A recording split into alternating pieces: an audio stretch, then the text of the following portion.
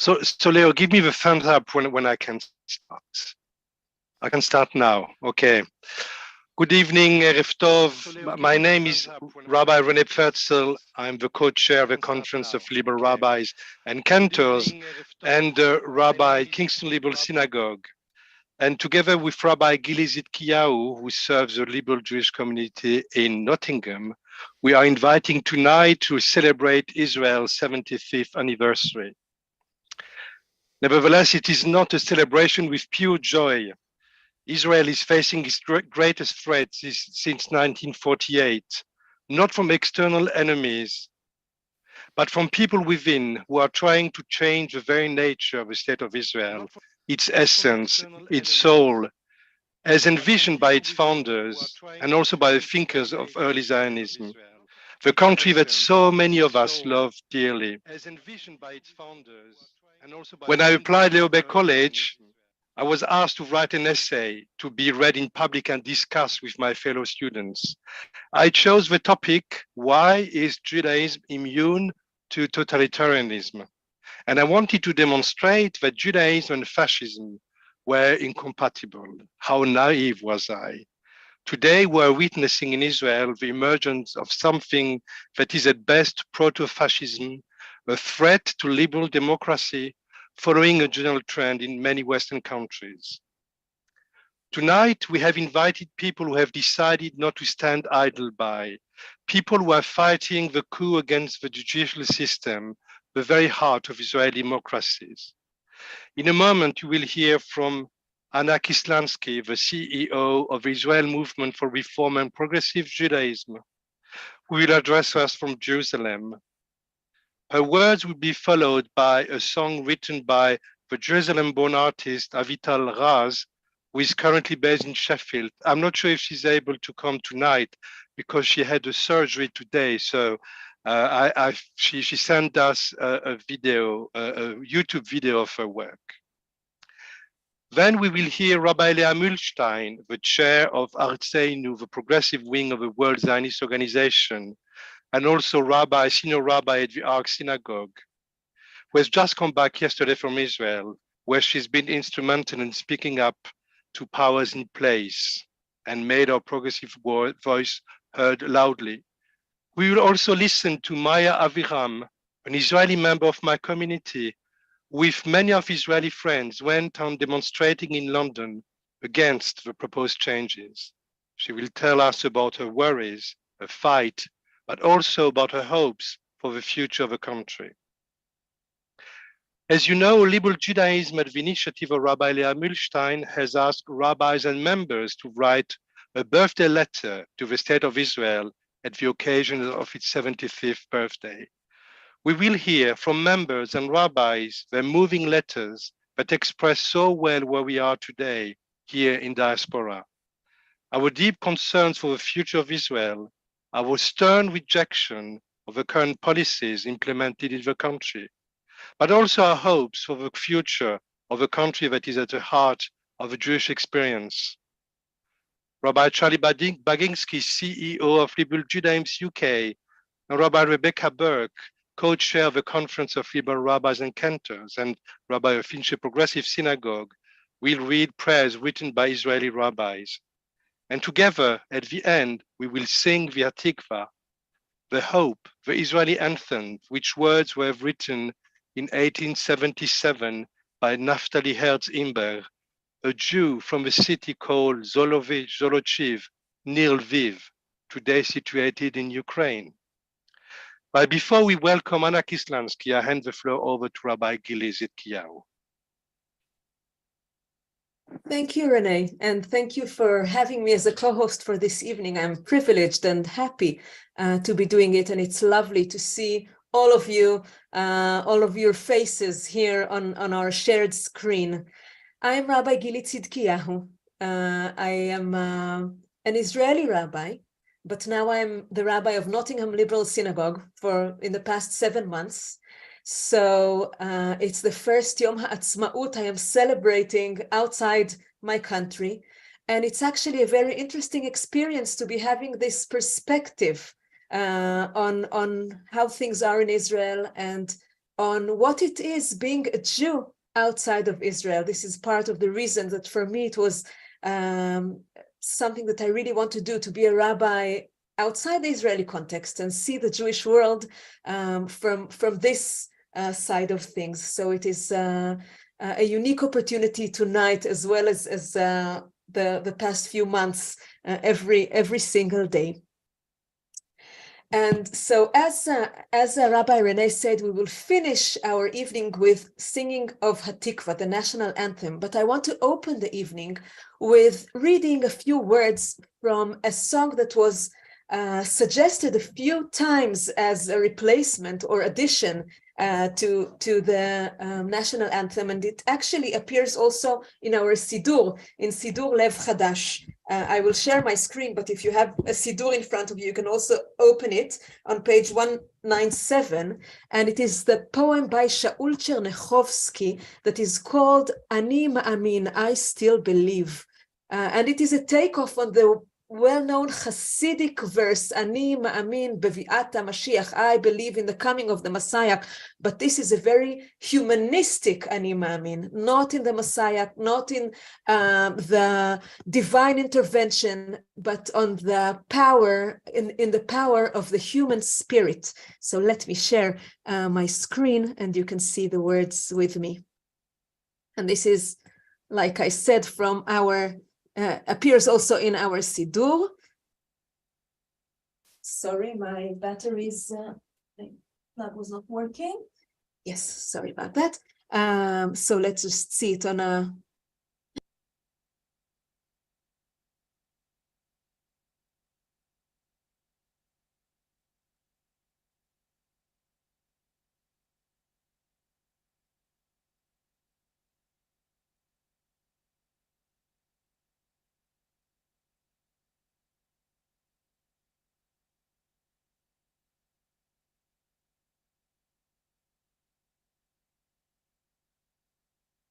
René, did we lose Gili?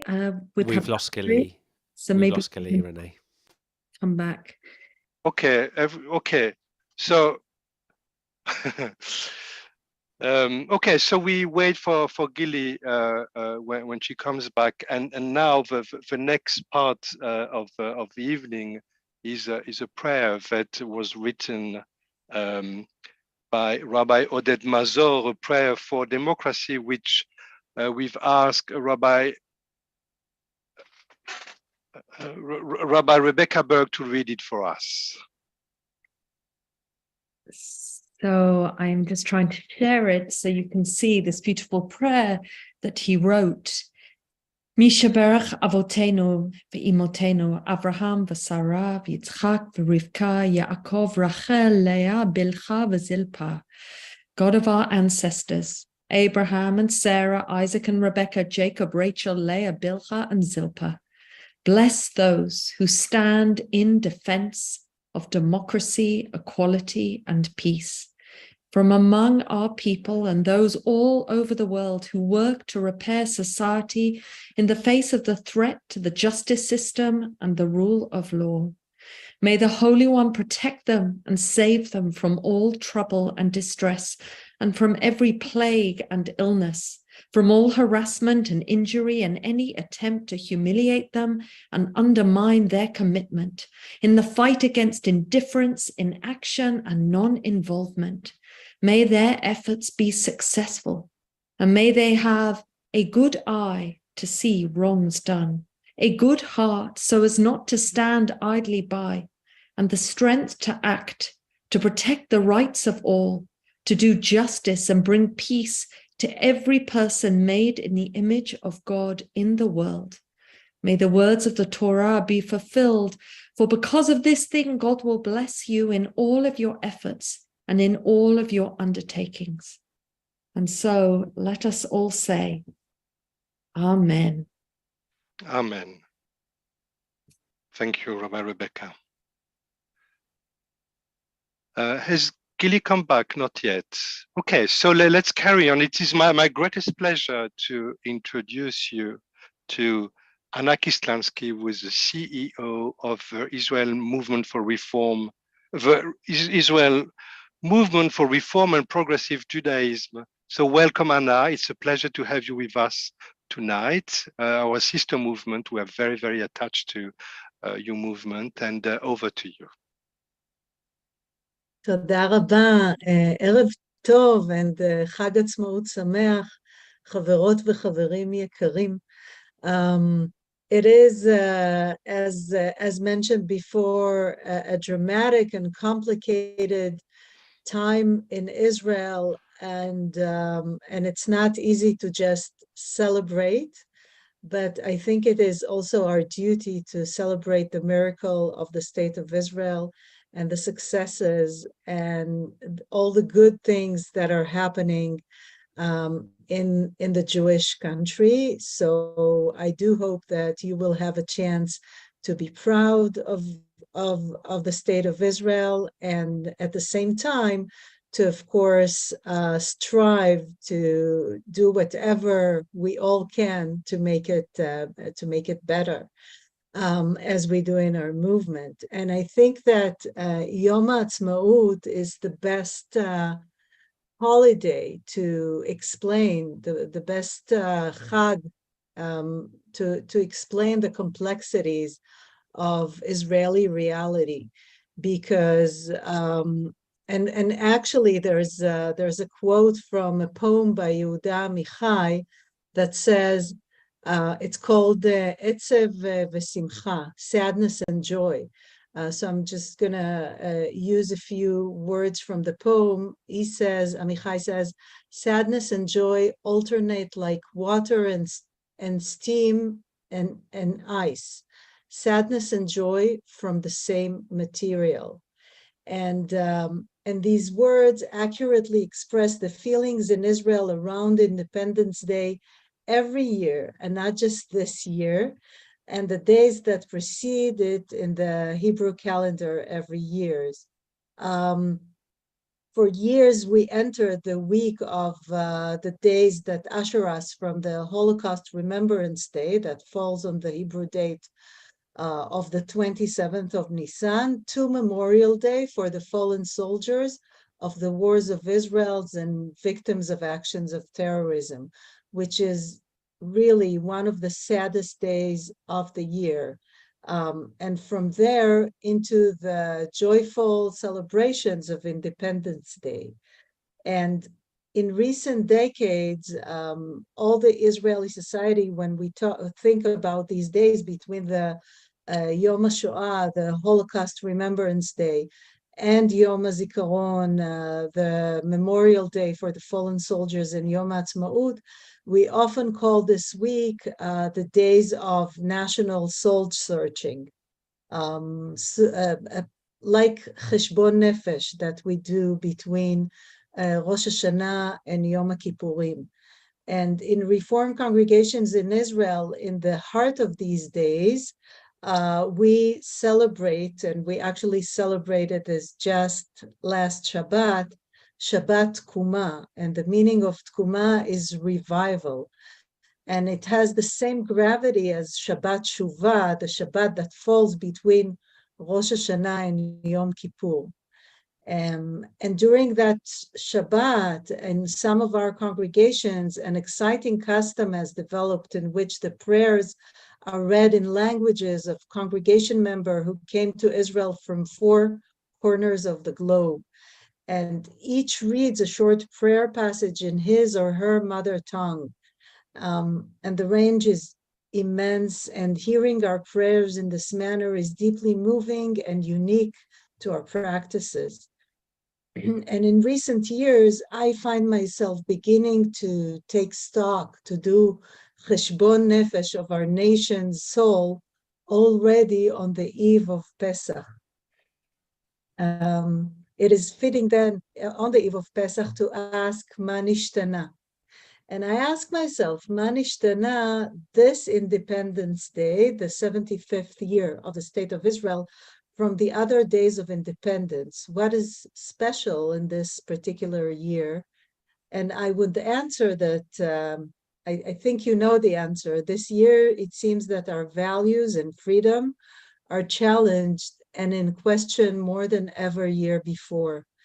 Over the past 16 weeks, I have participated in demonstrations with many of our rabbis and even more members of our congregations, and joined thousands who have come together because our country, a Jewish and democratic Israel, is in danger. We're grateful to you and deeply moved by your moral choice in the diaspora Jewry to celebrate Yom HaAtzmaut with us and share together in our tradition in the ways that we say that the state of Israel, the nation of all the Jewish people, is part of you too. And you, on a daily basis, I think, even more than us, work to protect Israel from delegitimization and work to preserve the special relationship between the Jewish people outside of Israel with Israel. And say proudly that you stand with us to protect and preserve Israel as a democracy. And this is something that you do. I know that you participate in demonstrations in London and in other cities in the UK and all over the world. So we are grateful, we see you, and we are strengthened by your care and your actions. This is a dramatic juncture in the face of dangerous legislative initiatives, and the goals are basically weakening Israel's legal system and endangering the checks and balances of our democracy. And against these dangers, we must emphasize the mitzvah of protest. Our movement is in particular we feel threatened. There are anti-reform views of this government and its ministers, and we stand to lose much of our funding from the government. And once we lose it, we'll lose programs that provide critical support for rabbis and congregational activities, educational program, and assistance to new immigrants, including many from Ukraine and Russia. So we are also grateful to your movement and for your support and willingness to help us with raising the necessary funds. In Israel's Declaration of Independence, it is written that the state of Israel will be founded upon the foundations of freedom, justice, and peace in the light of the vision of the prophets of Israel. And on this Yom HaAtzmaut, I pray, and we all pray, for an answer to our prayers and actions for Israeli democracy and for a restoration of freedom, justice, and peace. Tomorrow morning, it's good. We're going to continue celebrating Independence Day, and as every year, the Reform Movement's communities will gather for a special morning prayer to mark the country's birthday. Alongside the prayers of Hallel, or blessing for festival days, we chant a reading of the Declaration of Independence, like we do for the Torah, using trope, and celebrate our sovereignty and our Jewish and democratic values. Together, we will continue to fight for a Jewish and democratic state, one that is open and welcoming to Jews of all streams and from all corners of the world. Od lo avda tikvatenu. We have not lost our hope. Chag Atzmaut Sameach. Hag Sameach, Anna, thank you so much. I'm sorry for missing the first part of your words when my computer shut itself. So I apologize for everybody for disappearing in the middle of a sentence. And thank you, Anna, for giving us time from your festival eve. Enjoy the celebration tomorrow morning. We shared a few Atzmaut prayers like that in previous years, and it was always a very dear event. I will be thinking of you, Gili, tomorrow morning. And send my love. Send your love to our congregation. Toda rabba. Toda, Anna. Chag Sameach. Bye-bye. Toda. Over to you, René.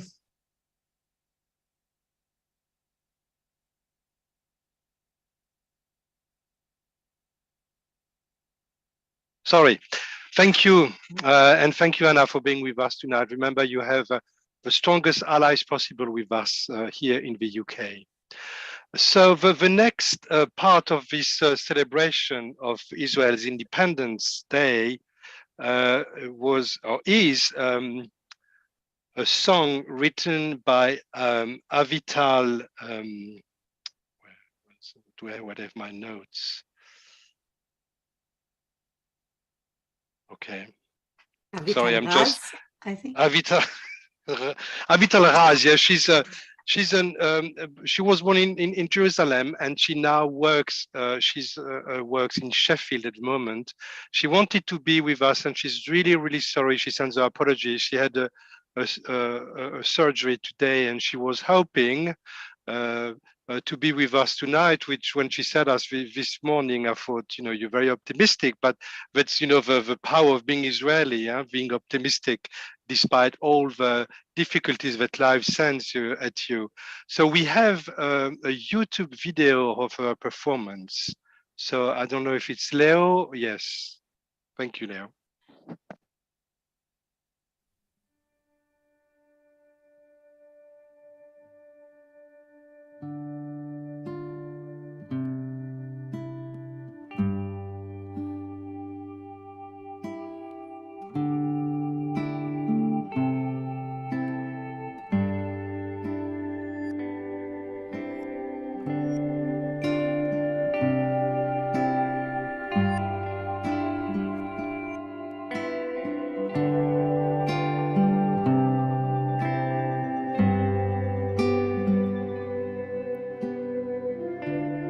You are my Jerusalem, an ancient pain that just won't end. You are my Jerusalem, both of us too stubborn to bend. You are my Jerusalem. I tried to love you both for years. You are my Jerusalem. We have shed enough tears to flood all Jerusalem.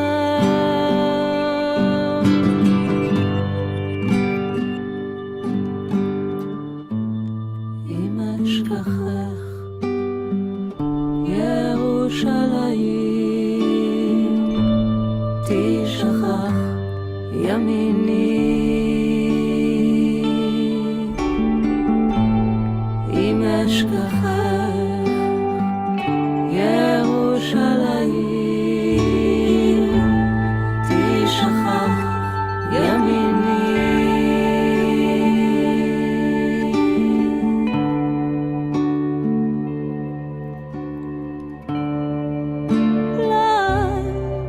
Jerusalem.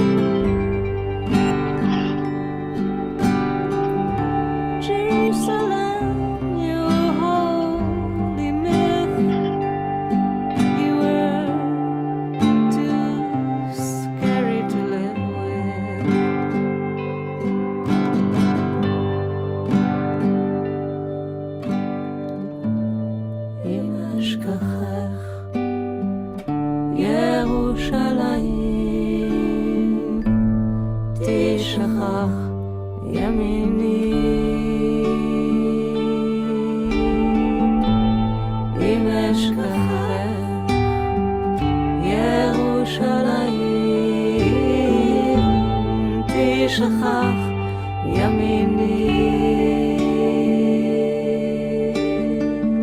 אם אשכחך ירושלים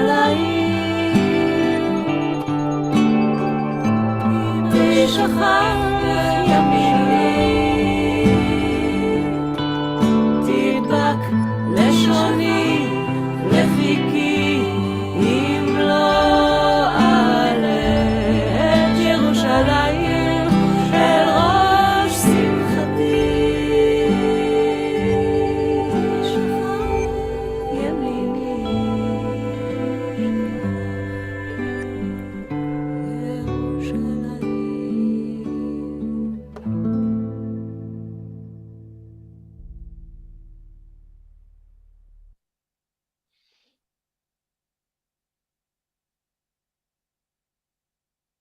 How wonderful.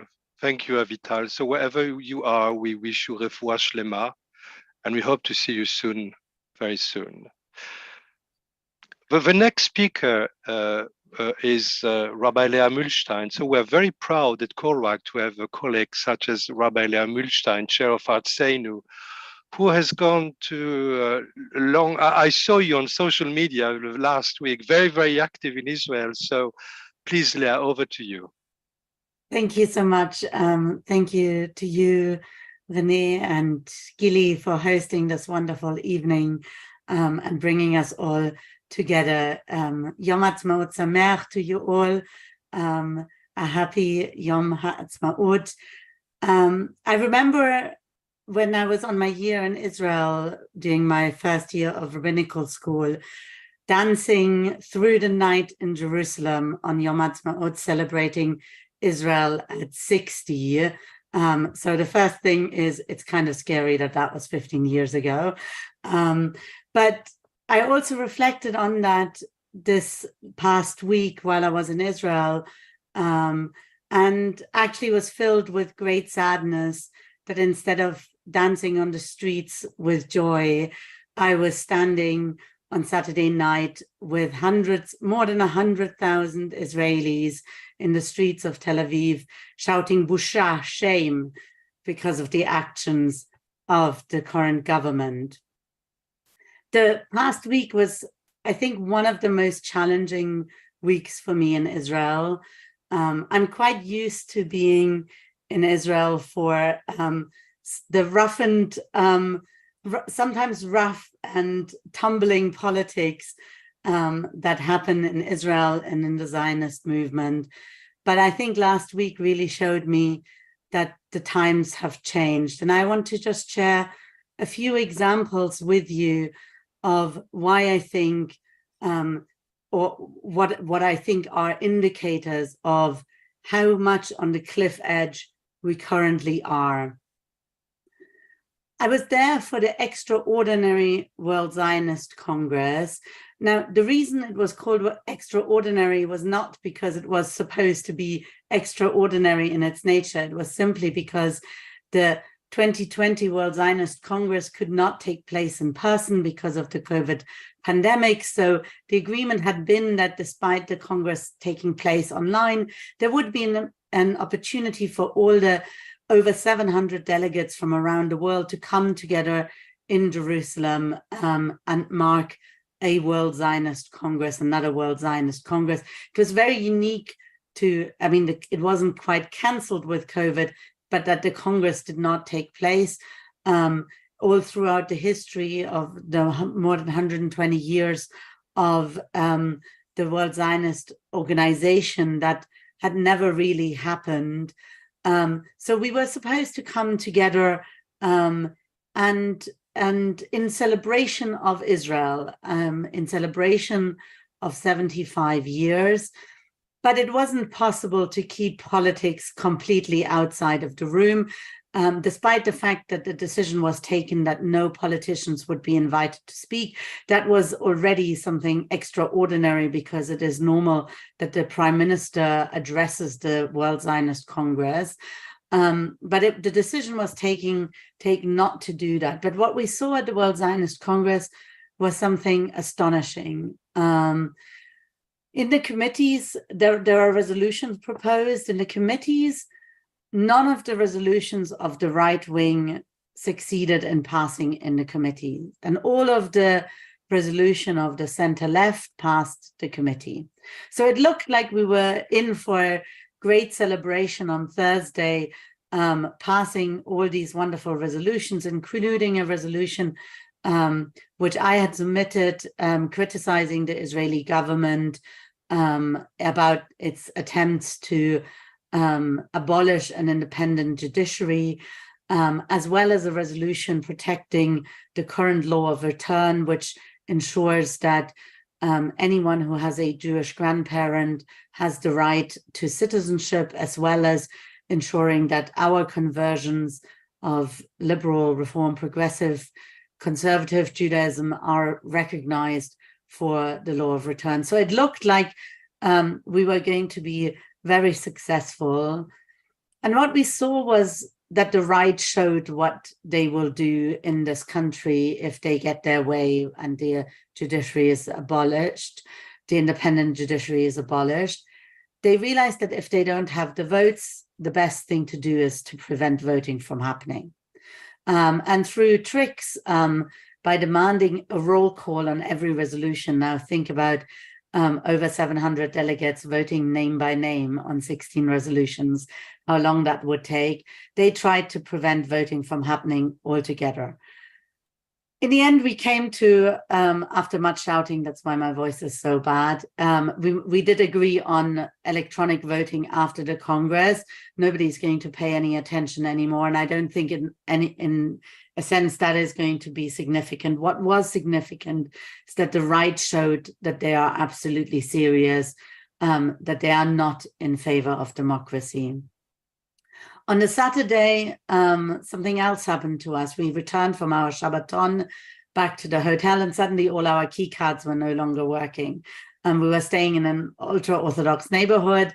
That was the luck of the draw of the World Zionist Organization, the Reform Movement, together with the Likud, were put up in the ultra-Orthodox neighborhood in the hotel. We thought it was just a mistake. They forgot when we checked in that we had booked late checkout for Shabbat. So when our chief executive went to the door to ask to have our key cards renewed, the receptionist just looked at her and said, "It can't be possible that we approved late checkout for you. You're not religious." That's the kind of country that Israel will turn to, that in future the receptionist, which would clearly be illegal right now, and we're probably going to file a lawsuit against the hotel, would be able to discriminate against you, whether you look religious or not, whether you get a late checkout on a Saturday or not. So things are really, really difficult. When member of Knesset Simcha Rotman was invited to the Jewish Agency board meeting, I tried very hard to get the event cancelled in advance. I was not successful. So armed with a Purim Groga, which wasn't very loud, and a whistle, which is really very loud, I decided to be very disruptive. It's not quite normally my nature. But I really wanted to make the point that this is not times as normal.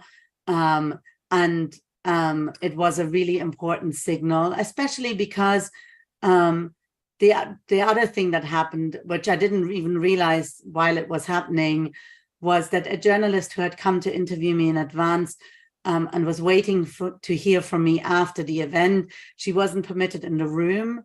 But not only was she not permitted in the room, when she was sitting in the lobby just waiting for me, the police came to escort her off the premises. That is the country that the right imagine, where journalists who are just there to see and report will be escorted off the premises. On Sunday evening, there was a big gala event of the Zionist institutions and the Jewish Federations of North America to celebrate Israel at 75. Over 4,000 Israeli demonstrators arrived. Prime Minister Benjamin Netanyahu was due to speak. He canceled because he was afraid. I decided to leave the event early and instead join the protesters.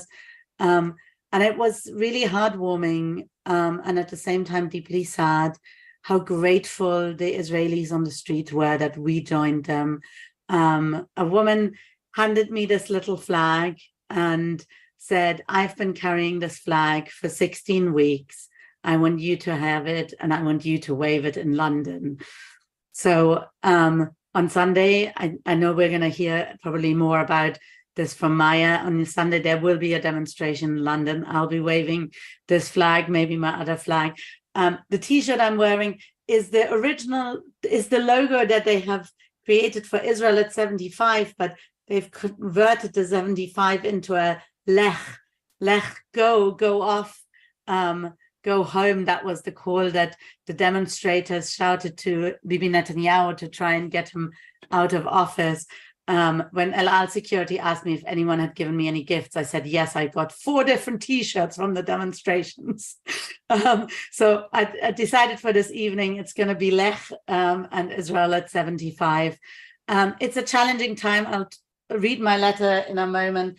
But I thought we all need a stiff drink. Milk and Honey Distillery won for some unbelievable reasons, and I'm not quite sure I believe it. The best single malt whiskey competition. It's a distillery in Tel Aviv. So instead of with champagne this year, it's with a stiff drink that I'll be drinking to Israel at 75. So I think for now that's enough from me, and I'll hand back to René or Gili. I don't know who's doing the next, but thank you. Thank you, Leah, so much. It is really heartwarming and encouraging to hear your reports, and I'm sure it was a very challenging time, but hopefully you felt that you're representing many others and that you're gathering strength from the people who are standing behind you on this important mission of being there and having a voice, being vocal about what we stand for: equality and democracy, and a bright future for the state of Israel, for all who live in it, and Jews around the world. So thank you, Leah. And this brings us to the personal note of this evening. So a call was delivered for people to write a personal letter to the State of Israel. Of course, a letter to the State of Israel would always involve personal and political and more that comes into it, as the term Israel is such a loaded one for all of us. And many people responded to that call, and we will be reading not all the letters, but some of them this evening. And I'm delighted to invite the first reader, Rabbi Sandra Kviat, to present the State of Israel with a letter. And we are all the witnesses to your words. Thank you so much. Just checking I can be heard. So this is my letter. Dear Israel, you were the site of so many firsts for me. First time I experienced the beginnings of independence as a teenager. First kiss. First time I saw guns on the streets. First time I experienced the vastness and spiritual depth of the desert. First time that ancient history felt so close. You were also the first place where I first experienced real conflict, where poverty and politics and religion created an unholy mix of problems for everyone, and where my admiration and love for you were questioned. Questioning has always been an inherent part of my relation to you, but it feels more painful now. Though I know that the actions of some in government do not reflect all of Israel, I'm left confused, conflicted, and angry. How can some people turn our traditions, our history, and our morals into weapons of hate? The challenge of conflict was always part of our experience and learning, but I never expected to feel so conflicted today in how we engage with you. It has become harder and harder to defend you, harder to even talk about you without being fearful of others' reactions, hard to see the polarization that occurs within Israel and within Jewish communities. But I know that I'm not alone in feeling this conflicted but powerful connection with you, a deeply felt sense of hope that transcends the current political situation. It was within your borders I first experienced a sense that being Jewish can be broader than the community we are in. It was with you that I realized that we're part of something bigger, something ancient, and something that stretches into the future. I hope that despite the bitter circumstances of today, we have many more birthdays to celebrate together. Happy birthday, Tillyge med fødselsdagen. Yom Holedet Sameach.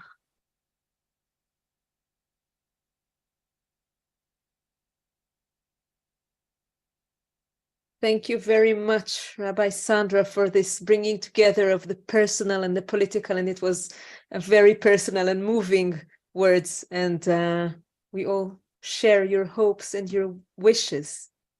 Our second letter is from Rabbi Aaron Goldstein. I think Aaron is not with us tonight, but he pre-recorded his letter, and we will watch it now together.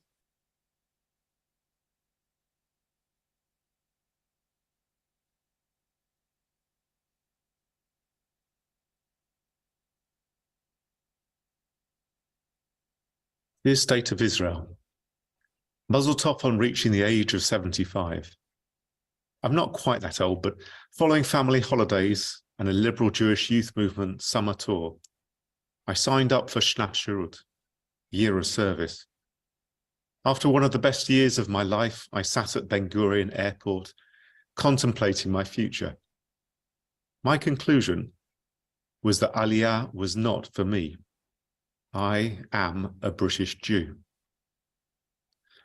And yet the words of Judah Halevi, the 11th, 12th century Spanish physician, poet, and philosopher that I learnt as a child, have never left me. My heart is in the East, and I am at the edge of the West. Judah Halevi died on his pilgrimage, yet living in the luxury of another age, barely a year has gone by without me being in Israel. This year it will be to visit my daughter on her Shnat Shirut. This Yom Ha'atzmaut, your Day of Independence, includes existential concern. In other years, for the body of Israel, a struggle for physical existence. This year, it is for your soul. Will you follow a surge towards authoritarian rule, or will you choose democracy? For many years, I've been unable to sing and dance with abandon under the Israeli flag on Yom Ha'atzmaut. But this year, I will wave the flag that has been reclaimed by the hundreds and thousands of Israelis who weekly demonstrate their love for the soul of the State of Israel. A love for the soul that was enshrined in your Declaration of Independence, to develop the land for all its inhabitants and to implement the prophetic ideals of liberty and justice. Lehitraot, I will be seeing you soon. With love.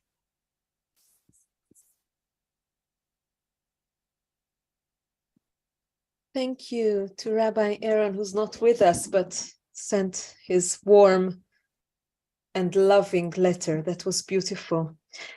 Our next reader would be Suzanne Rubis.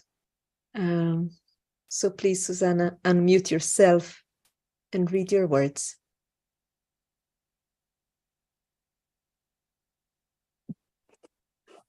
Thank you. Dear Israel, at 4 o'clock on the afternoon of the 14th of May, 1948, in the Little Art Museum on Rothschild Boulevard in Tel Aviv, David Ben-Gurion announced your formation, the first independent Jewish state in 19 centuries of history. by reading out a proclamation. By virtue of the natural and historic right of the Jewish people, and by resolution of the General Assembly of the United Nations, we hereby proclaim the establishment of a Jewish state in Palestine to be called Israel. Only 200 to 300 people were present at this momentous occasion. The dream of a Jewish national home had come true at last. But in his private diary, Ben-Gurion wrote, "I am filled with foreboding. Israel, you were created as a safe haven for all Jews, with freedom of religion, conscience, education, and culture for all your inhabitants. These are lofty ideals, and from the very beginning, you have been held to a higher standard than other nations.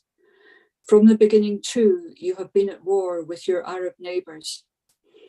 However, until now, you have never been at war with yourself. Authoritarianism, the enforcement of a single rule on all at the expense of personal freedom, can never be acceptable. Jew cannot be set against Jew in a land where the rights of all Jews should be protected. Democracy must surely prevail. We celebrate your 70th anniversary with joy and pride in what has been achieved. And we hope that the peace of Jerusalem may come soon and in our time. Thank you. Thank you, Susan, for giving us some historical insight and quotes from the Declaration of the Independence of the State of Israel alongside your personal words. Thank you very much. Celia Naval, you will be our next reader.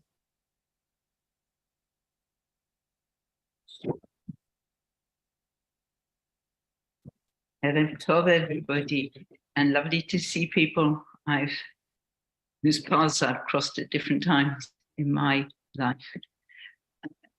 Here is my letter.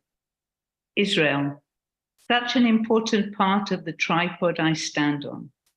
The country I was born in, left as a child because already, for my human rights-oriented father, lawyer dad, the experiences and perspectives were very concerning.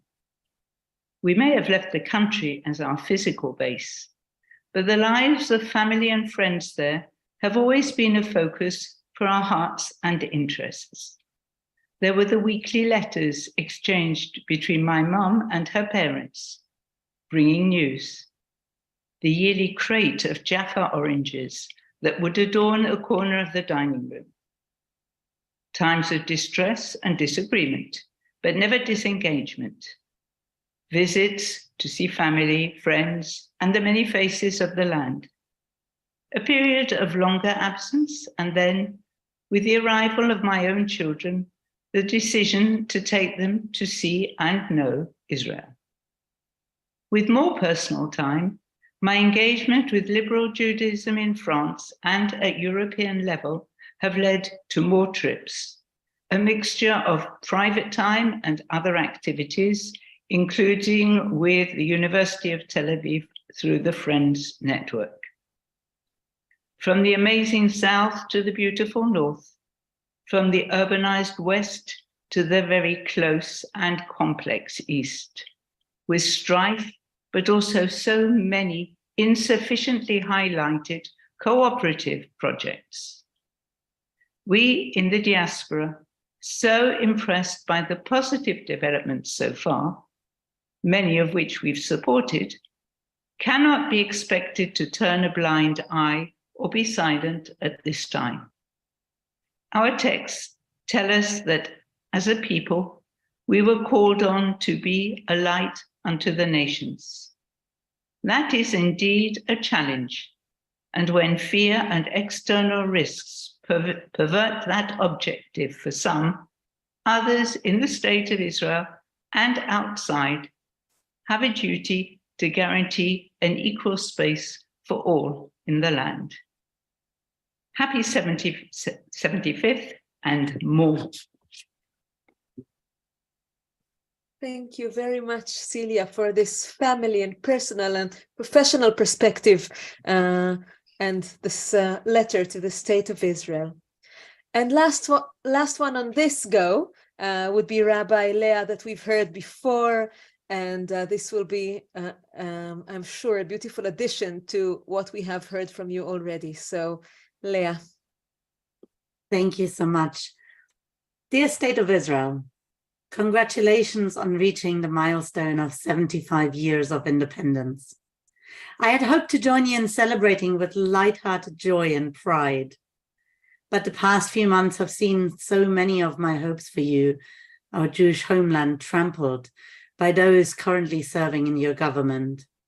And still, as the poet Naftali Hertz Imber put it in a text that would become your national anthem, Od lo avda tikvatenu, our hope is not yet lost. As a Jew, I'm schooled in a special kind of hope, a hope which is different to optimism, a hope which is a state of mind, not a state of the world. As the Czech playwright, revolutionary, and ex-president Václav Havel described it, hope is not a prognostication, it is an orientation of the spirit. Even as my heart is filled with concern, the words of Hatikva remind me, our hope is not yet lost. And more than that, we translate our hope into action, even when it looks like we might fail. And so this year, I will celebrate you, the State of Israel, by remaining steadfast in my support for my Israeli siblings in their struggle to defend your soul, so that you may live up to the high ideals expressed in your Declaration of Independence. For them and for myself, I pray in the words of the great poet Leah Goldberg, that hope shall always remain our orientation of the spirit. Lamdeni Elohai, teach me, my God, to pray for freedom, to see, to feel, to breathe, to know, to hope, and to fail. Instruct my lips in blessing, song, and praise, when time renews itself each dawn and night, that my today be not as yesterday. With love and a little trepidation, Leah. Thank you, Leah, for awakening this hope within us all. René, over to you. Thank you for these wonderful letters. Now we are going to listen to Maya Aviram. So Maya is a member of Kingston Liberal Synagogue. And on Friday evening, we had Shabbat Yom Ha'atzmaut celebration at KLS. And Maya and other Israeli members of the synagogue have come to talk about their hopes and their worries. And I really wanted us to hear what Maya, an Israeli-born Jew, member of KLS, living in London, feels about the situation. So over to you, Maya. Thank you. It's really inspiring, actually, to hear you all. And I must say that you've probably said in much better words what many of the things that I was going to bring up. So actually, when René asked me a couple of months ago to help with the very few Israelis that are in our liberal community in Kingston, to help celebrate Yom Ha'atzmaut, I said, no way. There's just I can't celebrate it this year. It's a moment of bereavement rather than celebration, and my fellow Israelis felt the same. But at the same time, the opportunity came up to actually do something. Although it was a little thing, it felt at that time, it's something that has grown more and more. And even though I've been living abroad for such a long time, so I wasn't able to join the demonstrations in Israel, which obviously I would have. Suddenly, a friend of mine invited me to join the WhatsApp group that has just started to start possible demonstrations, to come up with ideas, to see, and it was sort of gaining speed, gaining strength. More and more people joined, and I thought, whoa, there's a little thing that I can do. I was last summer, actually in September, before the elections, demonstrating along Kvish Arba with a friend of mine somewhere near Kfar Saba or something, with a flag. We were about 4 women who demonstrated, and I thought, oh, okay, fine, there wasn't that, I mean, there were people demonstrating all around the country, but there wasn't anything as big as that. And here in London, when I went to the first demonstration in Kensington near the Israeli embassy, it felt really embarrassing initially. I thought, whoa, I can't come with an Israeli flag. I was a bit scared. I felt, embarrassed.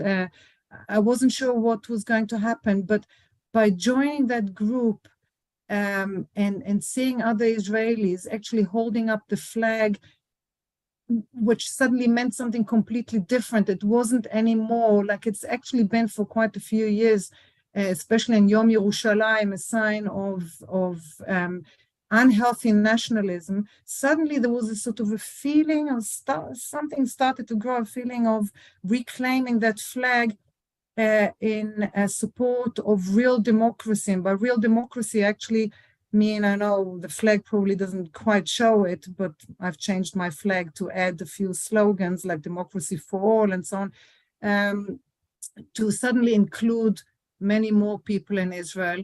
And I felt sort of a little bit of pride that I'd lost over the years.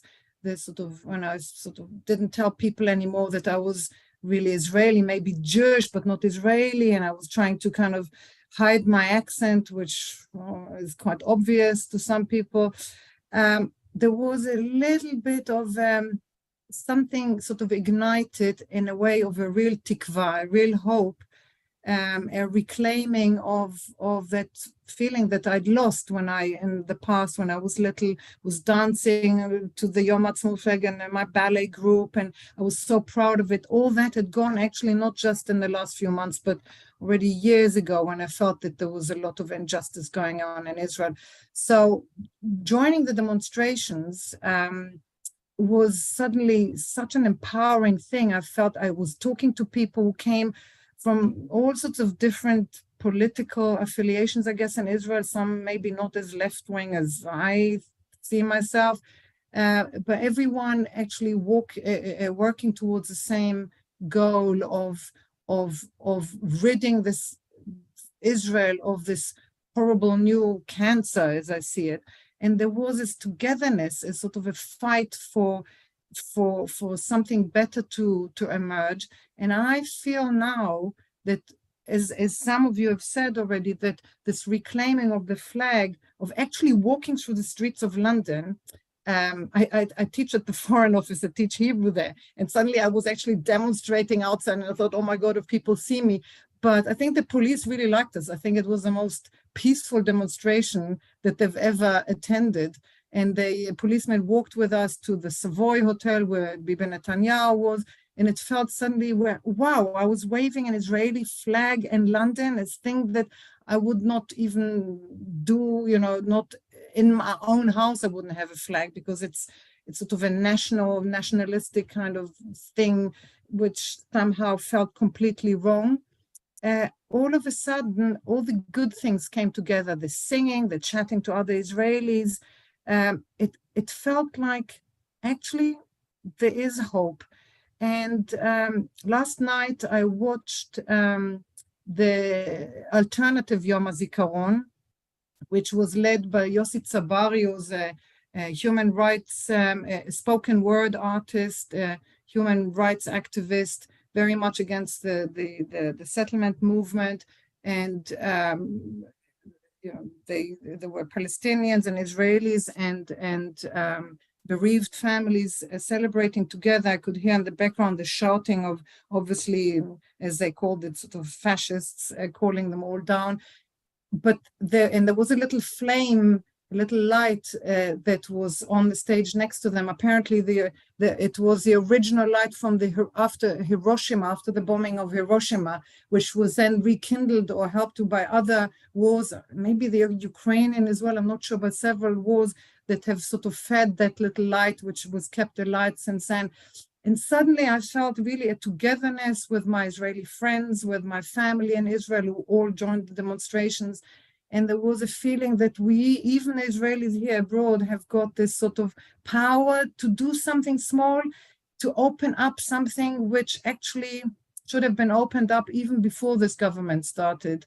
And this kind of feeling of pride of reclaiming a country that I could not, I've moved here not because I was against Israel, it was for personal reasons. I've lived here for so many years, raised my kids over here, and it's amazing how my heart is still in Israel. I love that country, but I wasn't proud anymore to talk about it in the positive light. And I've regained my pride because I actually see that there are people like me, and many, many of them, hundreds of thousands, and maybe hopefully millions around the world, and joining them and being together in this movement, which might actually change if we achieve something at the end, and this government doesn't get what it wants, might actually lead to something even better than what we seem to have lost. This sort of feeling of fighting, by the way, is only there because I feel that there is something to lose. So actually that ignited in me the feeling that I love Israel so much that that's the only place in the world where the politics can anger me so much. Brexit, I was really angry. There were so many things that anger me. But whenever something happens in Israel, it actually stabs me. It goes into my heart, my stomach. I really feel it in a very visceral way. And the demonstrations, which I will keep joining, obviously I'll come next weekend to the big Yom Ha'atzmaut thing, and hopefully I'll meet some of you. It's sort of given me tikva. Yeah, so that's all I want to say. And I don't feel that I can now say again that I'm an Israeli without hiding, as just saying that I'm Israeli, but not of that government. But there are many like me, and I'm very proud to be one of the group, and I'm very proud to have had the opportunity, and still having it, to actually join these fantastic people who've arranged it all and done it here and in other places in the world to show solidarity with all our Israeli brothers and sisters in Israel. So yeah, and thank you for everything you all said. It's very inspiring. Thank you, Maya, for your words. And when is exactly the demonstration on Sunday? I know that Rabbi Leah has mentioned it. Yeah, 1 o'clock, and I think the place will usually be revealed closer to the time, 1 or 1:30, somewhere in central London. Okay. And so it we'll should make be interesting. It will be like Kaplan Street style, with stalls and speakers and Israeli folk dancing. And the people who will be there will be like-minded people, which is a really good feeling. It's not hijacked by nationalists. So that I'm quite happy about that. Yeah, I mean, I'll be there certainly, and I hope many of us will join as well. Thank you, Maya. Thank you. It's been a real honor to listen to your words tonight. I'm going to invite now Rabbi Charlie Baginski to read a prayer for Israel, which was written by Rabbi Ayala Ronen Samuels.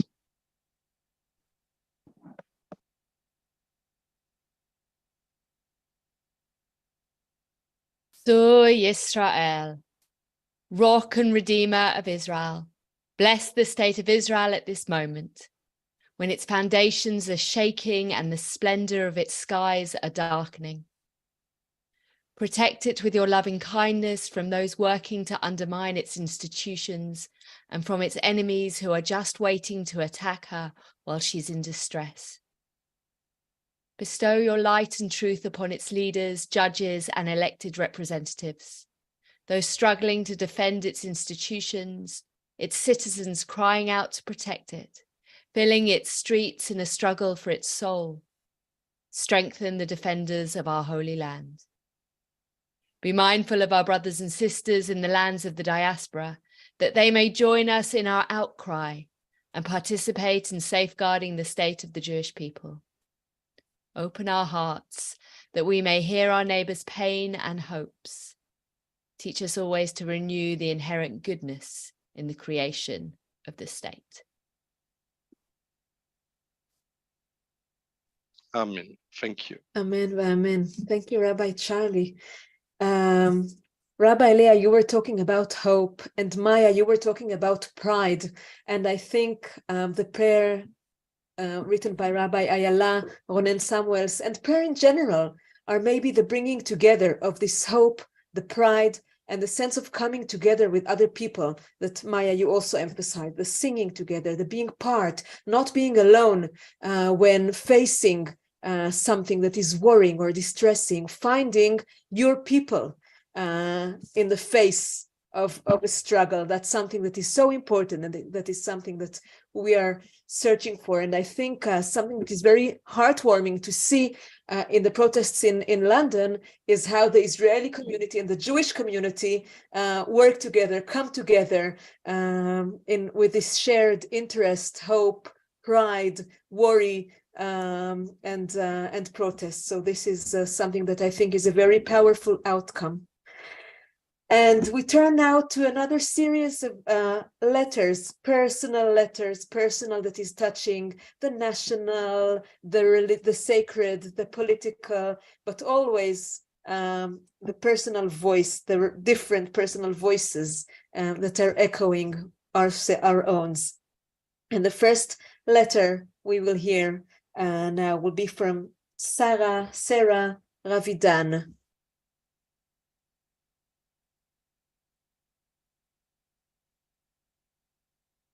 As we celebrate 3/4 of a century of the State of Israel, we look back in awe of the progress this tiny state has made. In technology, medicine, agriculture, to name but 3, Israel is a leading light to the other nations of the world. Israel has welcomed Jews from every corner and denomination of the earth, growing year on year to become this fine example of democracy to the whole wide world. From the Golan in the north to Eilat in the south, in one day, one can experience skiing on Mount Hermon and scuba diving in the Red Sea. How proud are we of the soldiers of the IDF defending the borders of Israel and keeping the people within safe from harm. The IDF has the latest technology to prevent terror, but sadly, over the past 75 years, we have lost many brothers and sisters. Jerusalem, the capital city of gold, blending together the ancient walls of the temple with the surrounding old city, and the 21st century light rail tram network traveling round the city, just like any other modern European country. Let us rejoice and celebrate 75 glorious years since the establishment of the State of Israel in Independence Hall in Tel Aviv in May 1948. Am Yisrael Chai.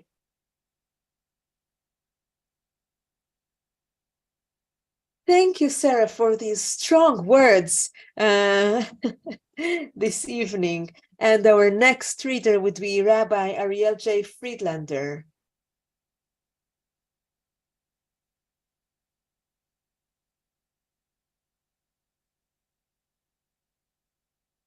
Dear Israel, I am so glad that you exist.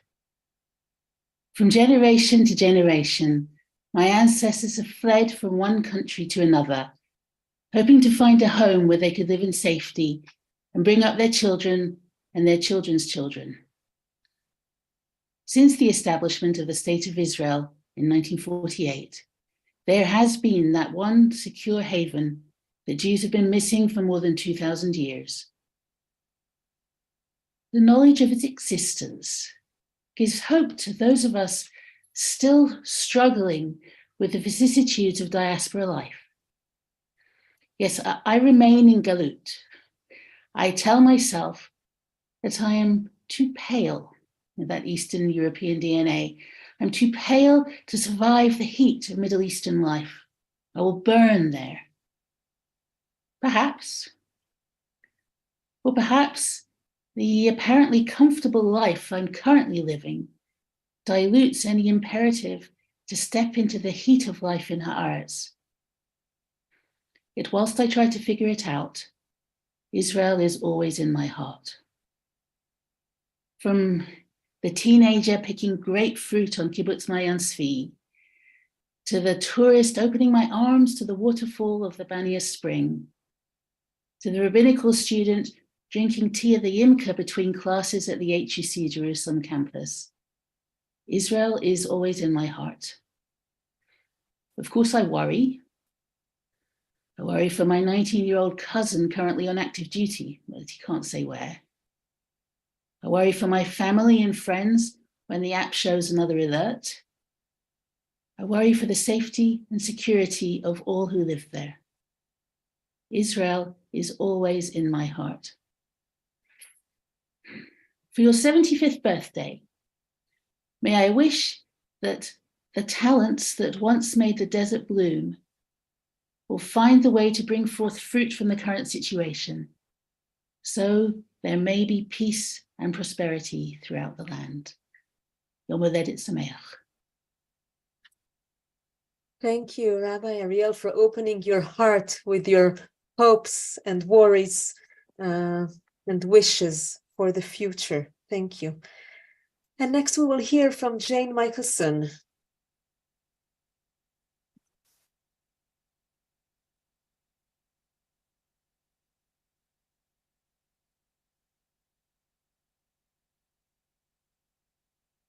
Jane, you're still muted, so you will need to unmute yourself.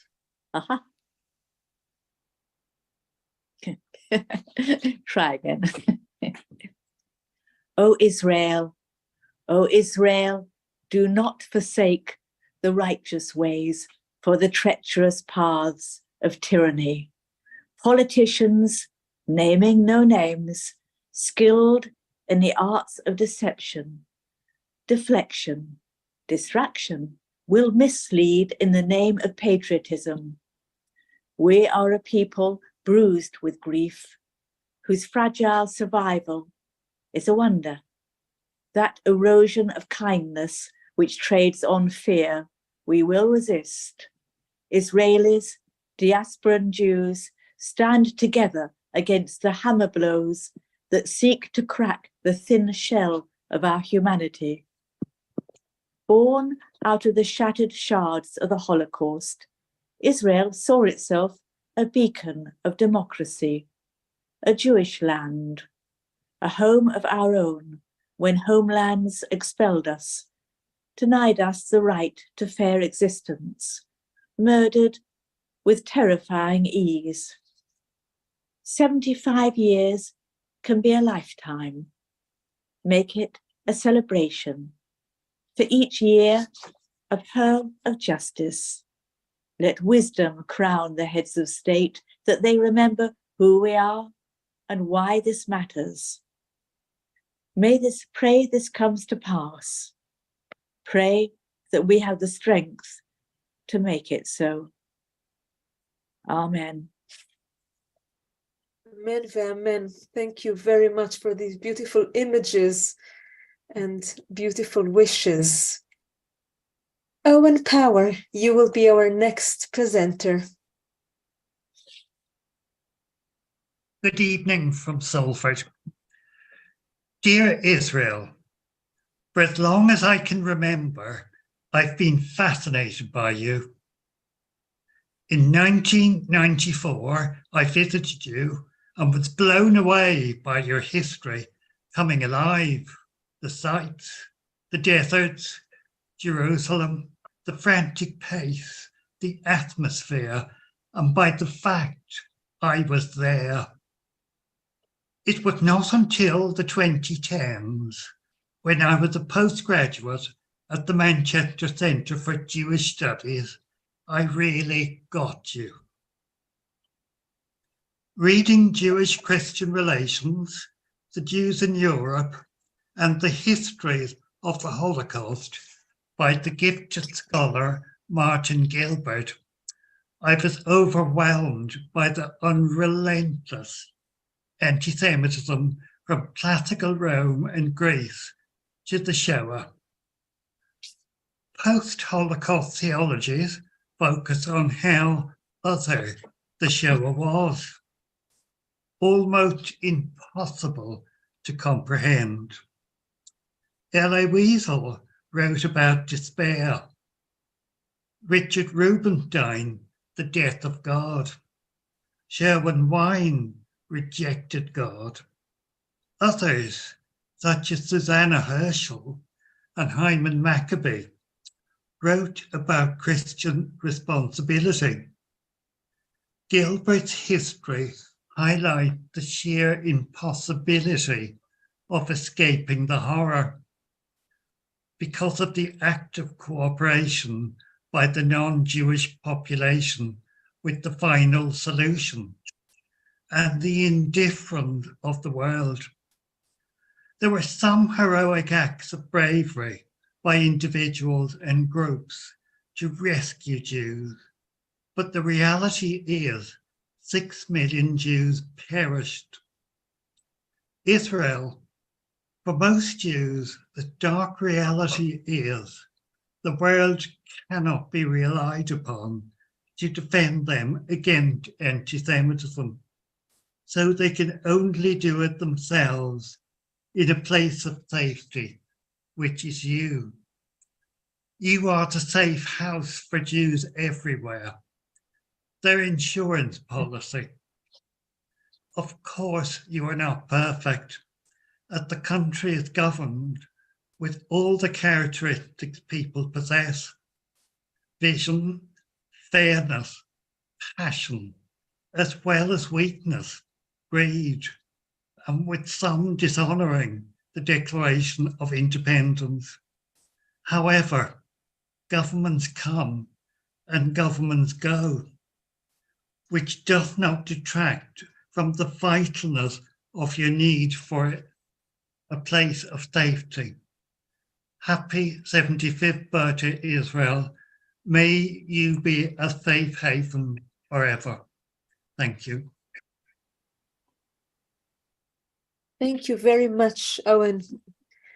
Our last letter, final letter for tonight, would be from my colleague and friend, Rabbi René. So over to you, René. Thank you, Gili. Happy Independence Day, Israel. Now you've reached a mature age of 75. For a human being, it's a lot. For a country, it's still infancy. There is still much you have to learn, right? I've always loved you. You've always been part of my Jewish horizon, of my Jewish identity. I know that there is a tiny country the size of Wales where I can go and feel at home. I loved living in Jerusalem during my rabbinic studies. I loved walking in your streets on Erev Shabbat, listening to families singing Shabbat Zmirot, the sound of praise in all the little synagogues. And when I wanted to have a more eventful Shabbat, I would go to Tel Aviv or Haifa. A small country, and yet so diverse. I love your countryside. I love your cities. I love to see how you face changes almost before my eyes each time I'm coming back. But I'm also deeply worried. There are so many fault lines in your population, religious against secular, Ashkenazi against Mizrahi, the rich and the poor, the Jewish and the Palestinian. I'm worried about your political choices. Why are you sending to the Knesset representatives who sow divisions instead of being Rodfei Shalom, those who like Aaron seek peace? Why is part of your population blind and deaf to the plight of your neighbors? And why do you discard so easily our critics in the diaspora when you ask for our help to defend your name in the world? We love you and we care for you abroad, but you have to listen to us. I saw the massive demonstrations in the streets of your cities to defend a certain idea of Israel, a country for all, a country that embraces diversity, a country open to all Jews around the world. This is why I will always love you. Thank you. So now we have reached the end of our Yom Ha'atzmaut celebration, and we will finish with Tikva. And we will have on the screen only the music and also the words. So maybe we can have this kind of, I love a Zoom cacophony when we all unmute ourselves and sing together via Tikva. It's not going to sound very, very nice, but it's going to sound, coming from the heart. So let's unmute ourselves and sing together via Tikva. So we'll have a music in moment on the screen.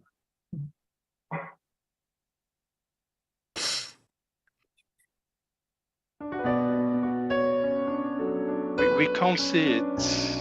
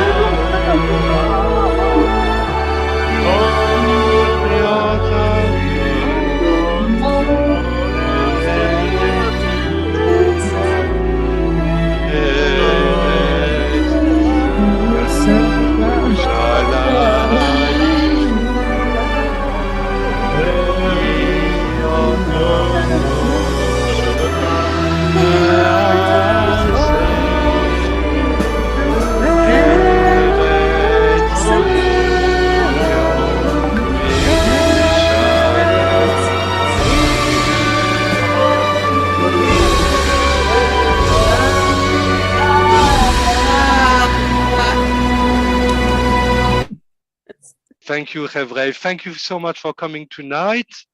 Yom Ha'atzmaut Sameach, and we hope to see you on Sunday.